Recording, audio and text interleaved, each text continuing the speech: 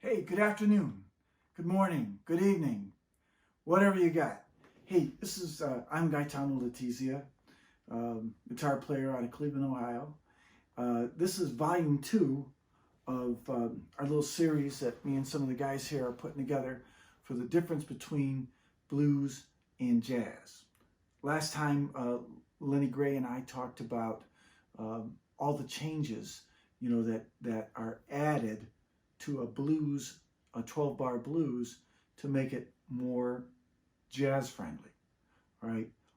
Oh, by the way, all the jazz Nazis, blues Nazis, Mensas, and people who are way smarter than me should turn this off now because you ain't gonna like it. This is basics. After 53 years on the guitar, I still haven't learned all my basics perfectly. So those of you trying to make the transition from rock to rock to jazz, blues to jazz, funk to jazz, that kind of stuff like that. It's an interesting transition. I did it. I was banging my head against the wall. I'm still studying really hard on it, but there's some fundamental differences. Last time we talked about the additional chord changes. Now this time, volume 2 is going to center on key changes. Key center changes. The ear-brain connection, we just call it the ear, okay, centers in on whatever the key center is, okay? You can call it the key center, the pitch center, the tonic, anything like that, and it could be any one of the like 15 key centers. There's, C, D, E, F, G, all the flats and sharps up to 7 sharps and 7 flats, okay? But, understand it, you don't have to know that much about theory to get this stuff. Now, blues tends to stay in one key at a time. So if you're in G, whether you're playing chords or a little single note pattern, doesn't matter. Okay, you're generally in one key. You use the 1, the 4, and the 5 chord in most of the standard rock and blues, country blues, Texas, Chicago, whatever the style is, even Delta blues. Robert Johnson's still using the basic 1, 4, and 5 chords, okay? And that's great. So you can, beginning players can, if you're in G, can just play the nice little pentatonic box. Okay, and that's fine. But when I first started trying to play with jazz guys, I would just get my butt whooped because they'd be changing keys all over the place. I had no idea what's going on. And I'm still trying to fit my little pentatonics in against these chord changes. And then finally, one of the fellas said to me, "Look, Tom, when the chord changes, you change. When the chord change, you change." All right, so let's talk about that. So like if I'm, some of the blues will actually change keys, but most of them, Sweet Home Chicago and things like that, all the Stevie Rays, they generally stay in one key, right? Stevie has some more aggressive songs, and so does Jimi Hendrix and Clapton. But most of the straight up blues like Red House, that's B flat, and it's all B flat, okay? Mixing major and minor pentatonics, and it can get really, really sophisticated within that, but mostly it's one key. Now, so let's take what I would call a bridge tune, okay?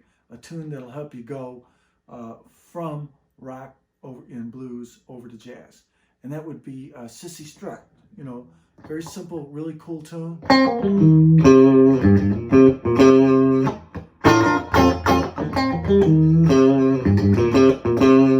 Then it goes to the second thing.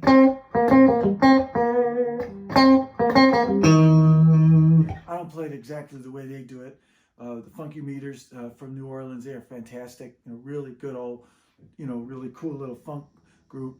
And but it's basically in C. So we talked about, the brain kind of locks into a home tonality, a key, a pitch center. Okay, so basically they're playing little funk chords, on.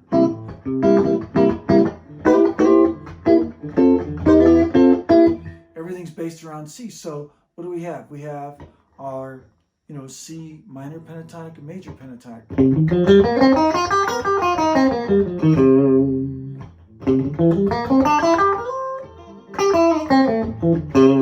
Whatever your ear is picking out, your ears got to lead you, not your fingers. All right, so we take a look at that. If we're doing a solo, and we're in C and we're hammering around on C, all right, after a while, you stay in the same key, it becomes monotonous, monotonous, same thing all the time. And that's, you got to have a balance between staying and moving, staying and moving. Balance in life is very important, right? So staying in C all this time, all right, you get my point. So what do we do? So a lot of the cats will go to A flat.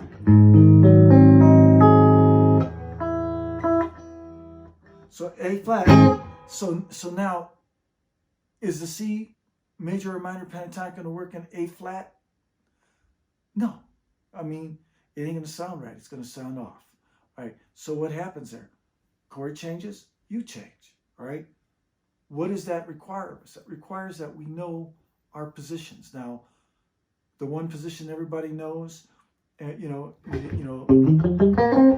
this one, there's 5 positions of that. I can help you with that, if you don't know your cage positions. But let's just take a look at them, okay? So here's a C chord. Here's the A shape. Here's the G shape. Here's the E shape, and here's the D shape. So if you play the pentatonics off of those, what do you get?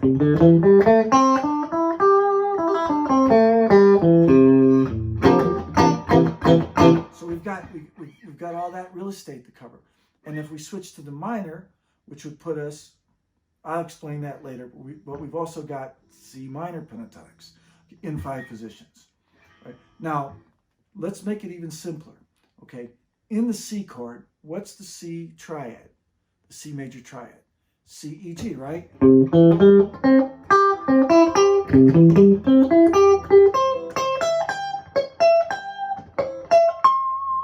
It's all over the place, right? Okay, C, E, G. When we go to A flat, the A flat triad is what? A flat, C, E flat. All right, so the C note from the C chord is part of that A flat triad. It's called a common tone. So I can play, if I'm playing in C, I go to A flat. Still sounds good, right? But what about the E? Okay. So if I'm in C, when I go to A flat, no, okay? Now, there's ways to do it, but that's way too down the road, okay? All right, so that E has to move. When I change from C to A flat, key center, C has to go. So here I got.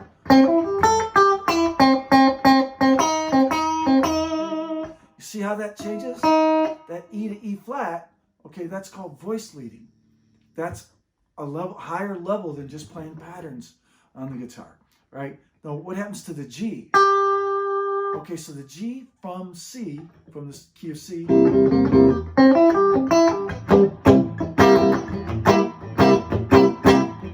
what happens to it? Let's see. A flat, C, E, we're going to that triad from C, E, G. But wait a minute. A little bit of a trick here. That G has to move to what? To G flat. To the 7th. Or it can move to the 7th of A flat. Excuse me. Well, that sounds cool. So I've got C.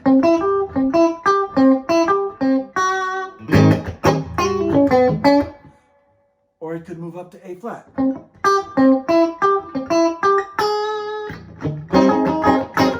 See what we're doing? When the chord changes, we change. When the chord changes, we change. So what does that entail? Knowing all your 5 positions, major and minor, in the cage system, okay? And then knowing them in all the other keys. Once you get them really tight in one key, just moving around, I'll show you how to do it, okay? Okay, here's the C chord that you can run major or minor off of. All right, so how do I get that to A flat? Take your root, C, D, E, F, G, A flat. I'm in A flat. All the positions move. Here's my C, my A, my G, all these different shapes from the cage system. You can call them anything you want. 1, 2, 3, 4, 5, anything. So now, when the chord changes, we change. Right? So I got, hear that change? So C chord, A flat chord. That's what's happening, right? Okay, so we've got to be able to switch all our 5 positions to the other keys, but not before you learn it really, really, really killer in one key, in C. All right, now going to a simple jazz tune, okay? Simple does not mean stupid or bad, okay? Simple just means it's not Chick Corea's concerto for 150 musicians, okay? Chick is out of this world, but I mean, he's got nice easy compositions and he's got crazy ones. We'd like to start with a simpler one, but this one's actually by Kenny Barron. This is called Blue Bossa. Blue Bossa, real simple.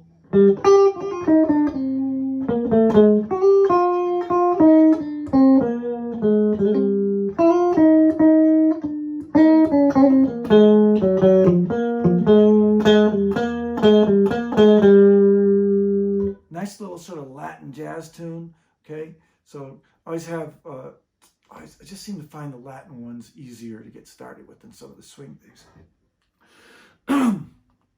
First chord is C minor. Then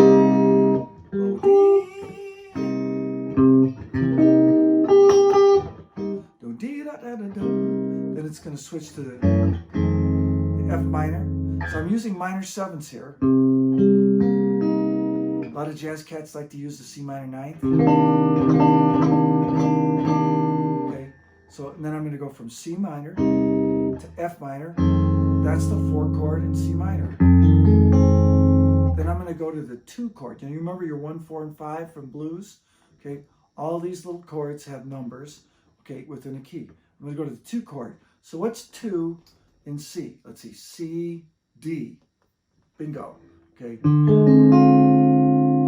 And it happens to be diatonic, in the diatonic chord key structure, happens to be a half diminished. That's a 1, flat 3, flat 5, and flat 7. 2 chord, 5 chord, G7. G is the 5 chord of C, back to C minor. Then it does something funny, okay? Then Kenny goes up to E flat minor 7. So he's going to change keys now, right in the middle of the song. He just played, what, 4 bars in C minor? Now we're going to go 4 bars in...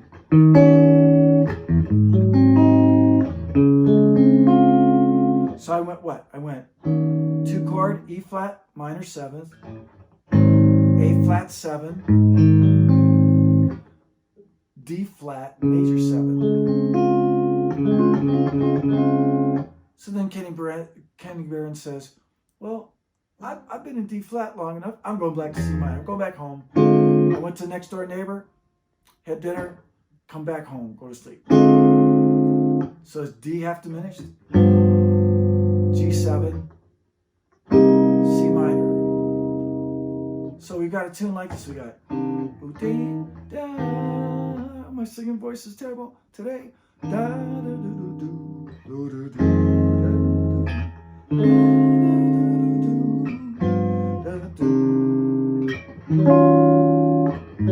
my D flat.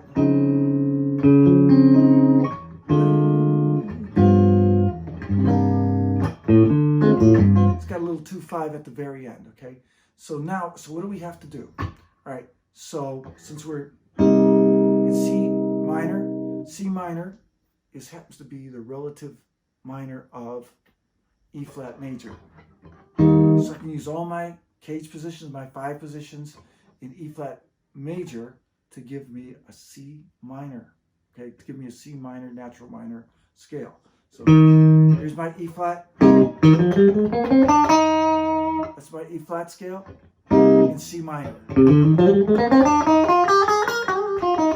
Same notes. Now you can get really fancy. You can play melodic minors, harmonic minors, all kind of crazy stuff like that. But for now, let's just center in on what's going on here and keep it simple for now. So we're going to get in the ballpark with a C minor natural minor scale, which is also E flat major. And then works over the 4 chord.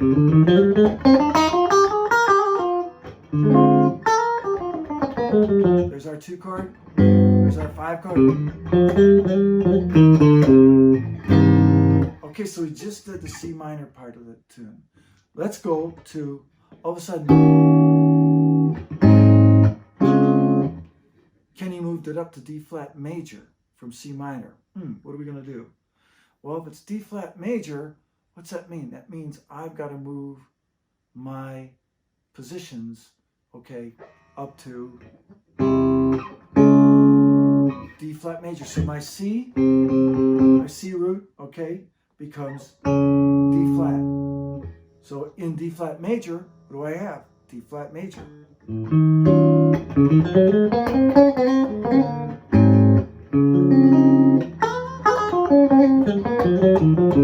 I'm just playing simple D flat major scales, okay? But I'm letting my ear guide me, not my fingers. Then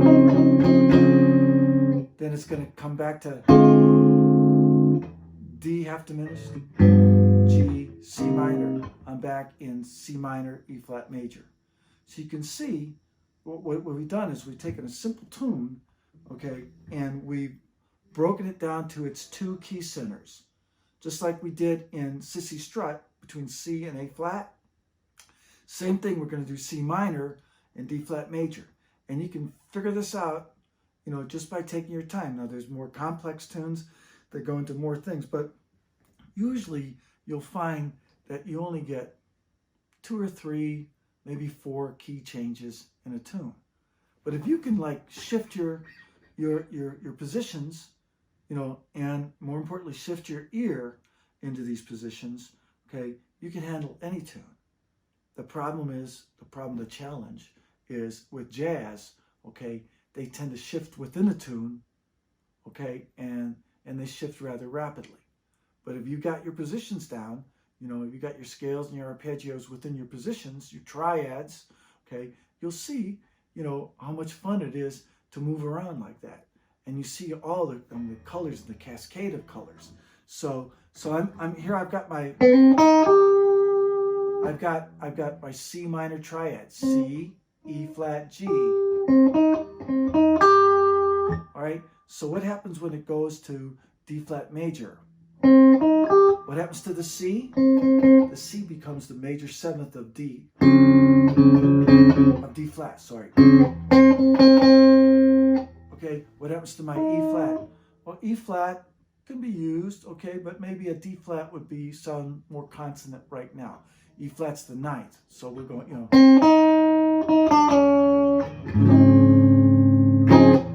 And what happens to the G? Well, the G is, you know, pretty sophisticated sound for D flat, so I'm going to move it to F sharp.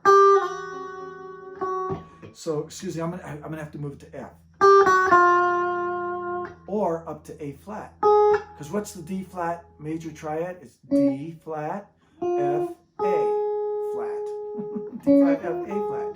So here's my C minor triad. See, that's such a cool transition.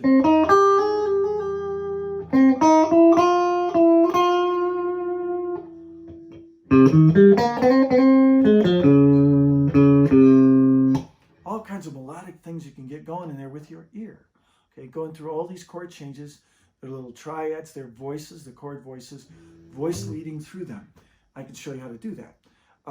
If I can help you, GaetanoLetizia.com or Gaetano at GaetanoLetizia.com. Spelling Gaetano, Gaetano, last name Letizia. But the main thing I want to do is I want to share with you, so you're not fearful of the changes in jazz. You enjoy them. You embrace those challenges, because that's going to blow your guitar, your guitar playing up to the stratosphere. I've always used jazz as a way to propel my funk playing, my rock playing, my blues playing. It's always added another sophistication. That's why I told the blues Nazis to get out of here, because they think I'm nuts. They think the blues guys think I'm a jazz guy. The jazz guys think I'm a blues guy. They don't know what to do with me. I don't care. I don't care. I'm having a ball, and I want you to have a ball too. So you guys have fun out there. This is volume 2, the difference between blues and jazz.